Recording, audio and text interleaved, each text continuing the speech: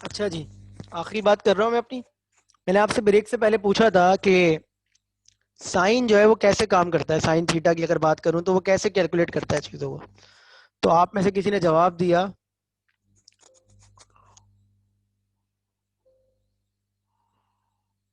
क्या जवाब दिया था, कैसे कैलकुलेट करता है साइन थीटा?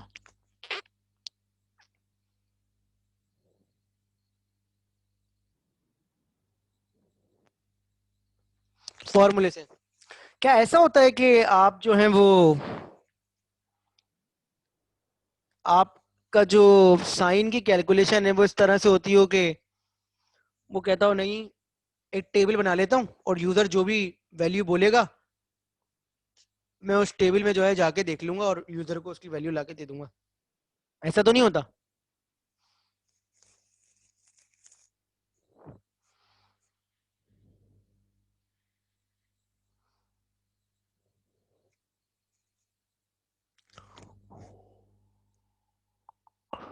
रन टाइम करता है ना, इसका मतलब ये हुआ।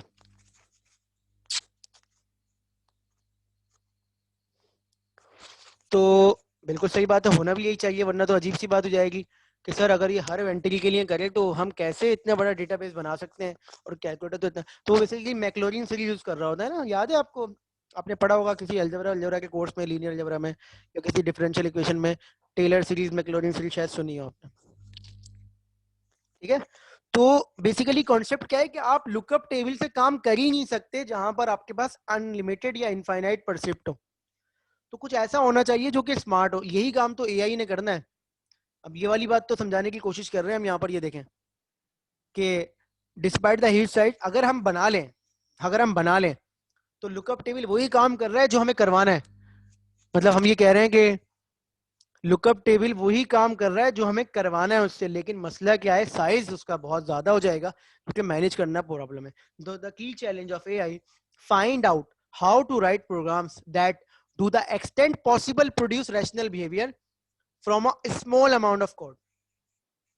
वो कह रहे हैं कि हमारी कोशिश यही है, हमारी क्या एआई की कोशिश यही है कि हम वो वाले प्रोग्राम लिखें जो कि तकरीबन रैशनल बिहेवियर जिनका हो from a small amount of code rather than a large amount of table entries.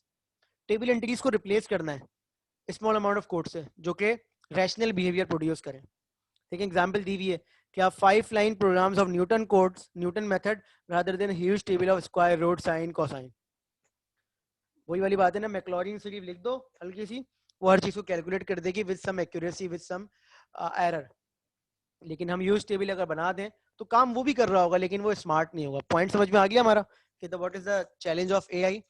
AI का चैलेंज ये है कि वो काम इस तरह से करे। ठीक है, तो हमें ऐसा एजेंट प्रोग्राम लिखने की कोशिश करनी है। अब एजेंट प्रोग्राम की 4 कैटेगरीज हैं। एक कहलाती है सिंपल रिफ्लेक्स एजेंट, एक कहलाती है मॉडल बेस एजेंट, एक कहलाती है गोल बेस एजेंट, और एक कहलाती है यूटिलिटी बेस एजेंट। 4 कैटेगरीज हैं, simple, model, goal and utility. Simple, model, goal and utility, ये 4 कैटेगरीज हैं। सिंपल रिफ्लेक्स है, मॉडल बेस है, गोल बेस है और यूटिलिटी बेस है। तो ये 4 कैटेगरीज हैं आपके किसकी, एजेंट प्रोग्राम की। अब ये एक दूसरे से डिफरेंशिएट है। देखिए, जब आप ये बोलते हैं ना कि यार मुझे एग्जाम में सिर्फ 60 नंबर लेने हैं, तो आप कम मेहनत करते हैं, कम सोचते हैं, कम चीजें याद रखते हैं, कम एफर्ट्स करते हैं, सिंपल रहते हैं आप। आप थोड़ी ज्यादा मेहनत कर लें तो मॉडल हो गए, आप और ज्यादा मेहनत कर लें तो, मतलब इसका मतलब है कैटेगरीज जो है ना काम कर रही होंगी लेकिन उस तरह से नहीं कर रही होंगी जिस तरह से सबसे हायर कैटेगरी करेगी।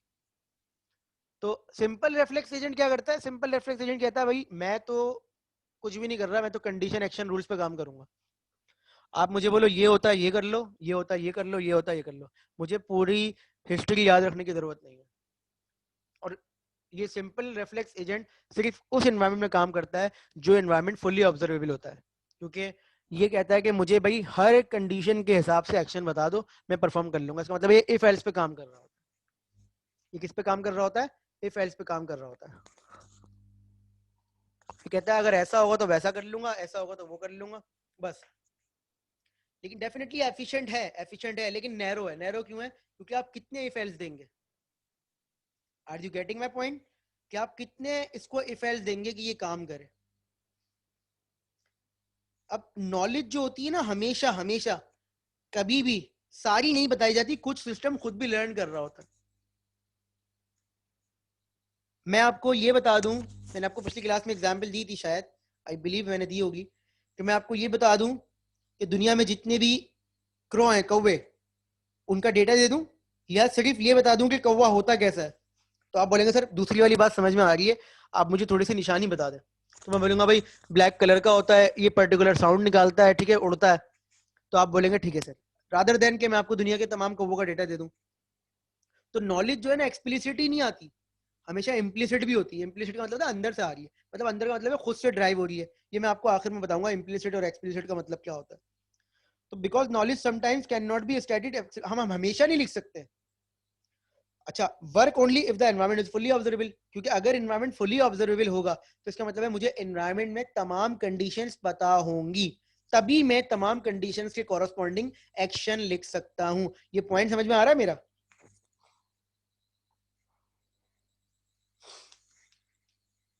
कुछ गेम्स होते हैं ऐसे, कुछ गेम्स होते हैं जो कि फुल्ली ऑब्जर्वेबल होते हैं, उसमें हम कंडीशन एक्शन रूल से काम कर सकते हैं। मतलब फाइटिंग गेम है, कितने स्टेप्स होते हैं फाइटिंग गेम में? मैं वो वाली बात कर रहा हूँ, वाला फाइटिंग गेम जो एक सामने स्ट्रीट 98 था, स्ट्रीट फाइटर वगैरह, तो पुराने वाले गेम्स थे जिसमें सामने आमने लड़ रहे होते थे, बस वहीं खड़े होते थे, कहीं नहीं जाते थे। तो बस क्या होता था, बैठ जाओ, उठ जाओ, सही है, हाथ मार दो, पाँव मार दो, वो मार रहा हो तो ब्लॉक कर लो, ठीक है, उछल के मार दो, लेट जाओ, मतलब ये वाले एक्शन होते थे। ये सारा गेम ना कंडीशन एक्शन से बन सकता था। आप समझ रहे हैं मेरी बात? हाँ, किंग ऑफ फाइटर 97, बिल्कुल मेरा पॉइंट समझ में आ गया आपको, कि वो गेम्स ना कंडीशन एक्शन से बन सकते थे। वो ये करे तो ये कर लो। अब फर्ज करें मैं टिक टैक टो खेल रहा हूँ, मेरा सवाल है आपसे, टिक टैक टो गेम क्या कंडीशन एक्शन से हो सकता है?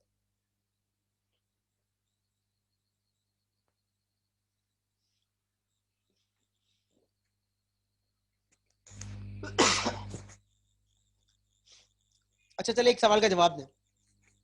अभी आपको मैंने थोड़ी देर पहले स्टेट्स बताई थी, स्टेट्स के स्टेट्स कैसे निकालते हैं। मुझे इस सवाल का जवाब बताएं, क्या आप में से कोई भी मुझे ये बता सकता है कि टिक टैक टो के अंदर कितनी पॉसिबल स्टेट्स हैं? मेरी लाइन दोबारा सुन ले, मैं ना इस लाइन में कुछ ऐड करूंगा ना डिलीट करूंगा। टिक टैक टो गेम के अंदर कितनी पॉसिबल स्टेट्स हैं?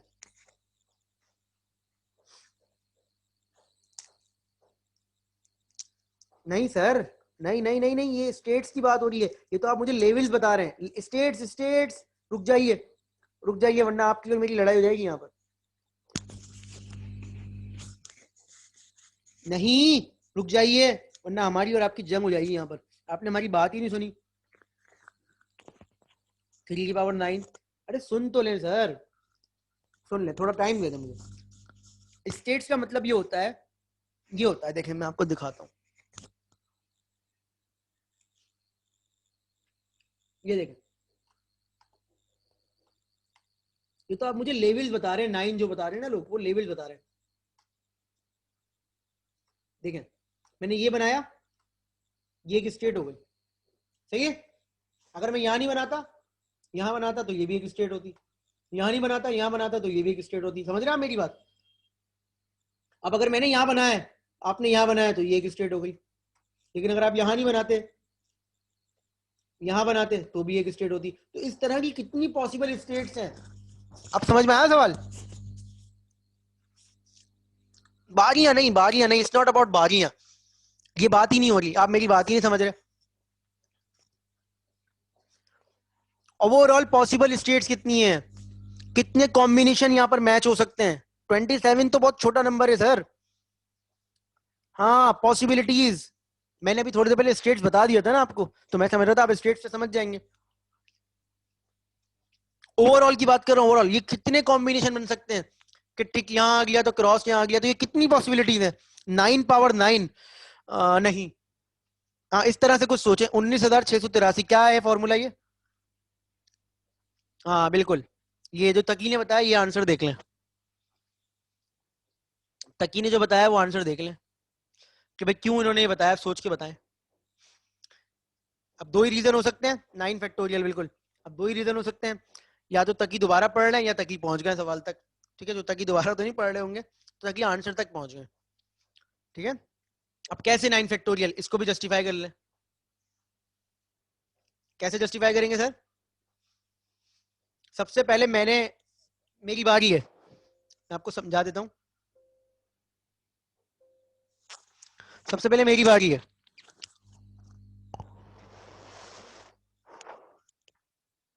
नहीं बेटा, 1 मिनट दे दे मुझे। ये लॉजिक नहीं है ना बेटा। मुझे बताएं मेरे पास कितने ऑप्शन हैं शुरू में। मेरी बारी है, मेरे पास कितने ऑप्शन हैं? अरे तो डिजाइन ही नहीं हो रहा। 9, ठीक है, तो ये आ गया 9। इसका मतलब मैं 9 पॉसिबिलिटीज कर सकता हूं। मैंने यहां बना दिया। अगर मैंने यहां बनाया तो तुम्हारे पास कितने ऑप्शन है? 8। लेकिन फर्ज करो मैंने यहां बनाया होता, तब भी तुम्हारे पास कितने ऑप्शन होते? इसका मतलब मैं कहीं पर भी बनाता तो तुम्हारे पास हर इससे, अब तो इस स्क्रीन पे देखिएगा प्लीज, इससे तुम्हारे पास कितने ऑप्शन निकलने? 8। ऐसा ही है, ऐसा ही है ना? और इससे भी तुम्हारे पास 8 ऑप्शन निकलने। तो इसका मतलब है मेरे स्टार्ट में हर 9 के लिए तुम्हारे पास 8 ऑप्शन है, तो कितने होगा? 9 8 72।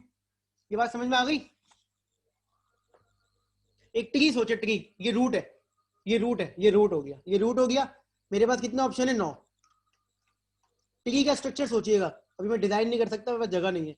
ये मेरे पास 9 चाइल्ड हो गए 9 चाइल्ड। ये पॉसिबिलिटीज हैं। सही कह रहा हूं गलत? जल्दी बताइए, जल्दी। नहीं समझ में आ रहा तो भी बोलिए, समझ में आ रहा है तो भी बोलिए।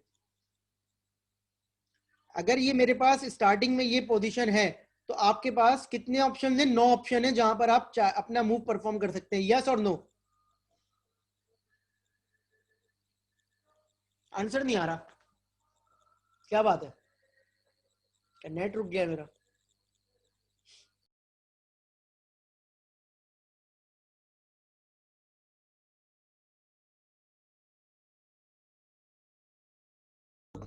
बिल्कुल सही कह रहे हैं, ठीक है। तो इसका मतलब क्या है कि अगर मेरे पास शुरू में 9 ऑप्शन है, तो हर एक ऑप्शन के लिए आपके पास शुरू में कितने ऑप्शन है? 8 ऑप्शन है। ऐसा ही है या नहीं है? तो 9 8 से 72 हो गया, हो गया 72। सही कह रहा हूं गलत? 72 हुआ नहीं हुआ? इसका मतलब है हर 72 के लिए, अब तुम्हारे पास, अब मेरी बारी है दोबारा से, तो मेरे पास कितने ऑप्शन है? 7। अब मेरे पास कितने ऑप्शन जाएंगे? 7। फिर 72 को 7 से मल्टीप्लाई करो, जो भी नंबर आएगा तुम्हारे पास उतने ऑप्शन होंगे। फिर 6, फिर 5, तो ये 9 फैक्टोरियल इसका स्पेस बनता है। कितना बनता है? 9 फैक्टोरियल। 9 फैक्टोरियल एक बहुत बड़ा नंबर है। क्लियर हो गई बात? इस तरीके से आप अपने पर्टिकुलर जगह का स्पेस निकाल सकते हैं। तो ये एक बहुत बड़ा नंबर है, इसका मतलब है इतनी टेबल में एंट्रीज चाहिए। अगेन फाइनाइट है, पॉसिबल है, लेकिन इतना बड़ा काम करने से बेहतर है कोई गेम की लॉजिक बना लो और उस लॉजिक के हिसाब से गेम को खिलवा लो। बात समझ में आ गई यहां तक? फिलहाल यहीं पे रखते हैं और हम अटेंडेंस ले लेते हैं। अटेंडेंस ले लेते हैं।